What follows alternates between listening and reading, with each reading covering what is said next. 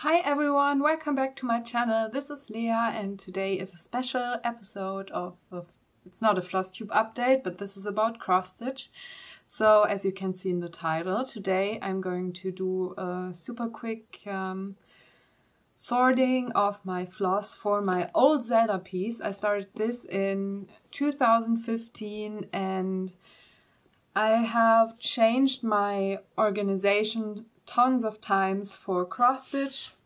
So I will show you what I'm going to do, what I have, and as organization so far, which is not very much. And then we're going to do a fast forward and I will show you how I put all the flosses on my Peko organizer. So this is just for some inspiration for you or maybe motivation to do it yourself. I just like watching organizing videos, so I thought I'd make one for you. And yeah, so the thing with this is I started this way back and I didn't have a lot of floss. So I just stitched with what I had and I didn't have the full colors that I needed for this piece. It wasn't much of a problem because you see it has big blocks of color which are all separated by black. So if I missed the color, I could stitch the outlines with black and fill it in later. But for now, I don't like to have like gaps in my project. So that's why I ordered all the floss in CXC that I'm missing.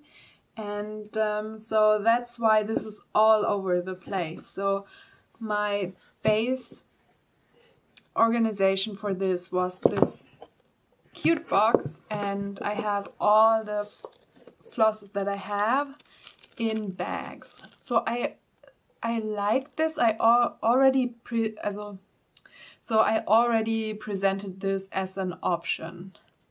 It's fine for me using bags, but it's not ideal because you have to pick them up and sort them back in. It's quicker for me. I like it more than bobbins. I mean, I have some bobbins here because they were bobbinated before, but the advantage with these bags is that you can, like here, just put a skein in it and you can have all the leftover threads in here. And I just put a sticker on the top with the DMC number and the symbol. So that's what I worked with so far. And let me see. So I'm still using this for my main stash. So I have a central stash where all of my floss is in that I don't use for a project at the moment. And I printed a list. I just made it with Excel, so I printed a full list of DMC. I don't know, you could download it somewhere, it's been a while, and made a list with the name and the number of DMC. And so this is a bag that I took directly from my main stash, which is something that I want to avoid.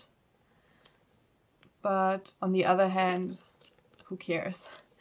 But then I just want to get rid of these bags, but I don't know how much floss I need so far, so I'm not using bags for any project that I'm starting, but maybe I keep those for this project, I'm not sure.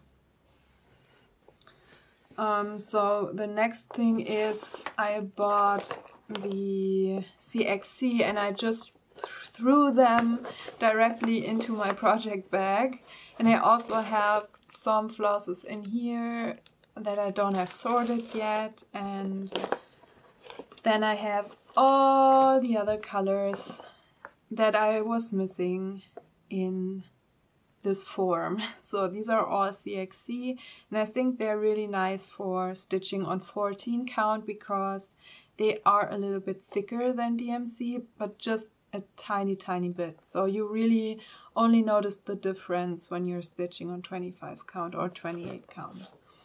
And yeah, so I threw all of these in here and I don't have fun working on this project because of that. So long story short, I going to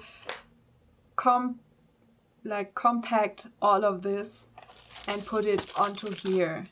Now I printed the legend from the pattern. I will put double-sided adhesive strips on the back, as you can see here, and cut the symbols from the legend because I don't trust myself to draw them, especially when they're so small, because they have to fit in here. You get these paper strips that you can push in here, and you can easily just cut a new paper when you're done with the project and paint on. Like, you push it in here and you just take a pen and draw around the lines and put it out, and you have this pattern on if you use like a blank piece of paper for your next project. So I want to stick all of the stickers on here, push them in here, push the labels in here, and then you, on every one of these, you put your color. Now, not all of the colors will fit in here, so I will still have to keep a stash of bags, which I'm realizing now. But I don't have to, when I'm working on this, I don't have to have the box beside me, which is reducing the amount of things I have to move around a lot. And I mean, I can see all the colors I need for this. I hope I get all of them on here.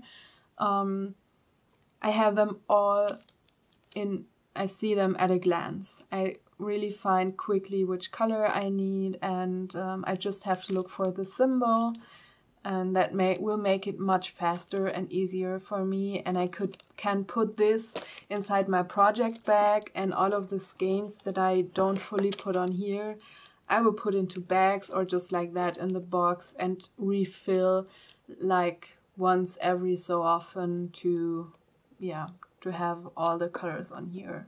But I think that will make this so much easier. And yeah, so here you go. I already tell you, thank you so much for watching, because I won't make an ending. I will just now put on an audiobook and sort, and you will see just the quick run through of how that looks and how it looks in the end. So thanks for watching.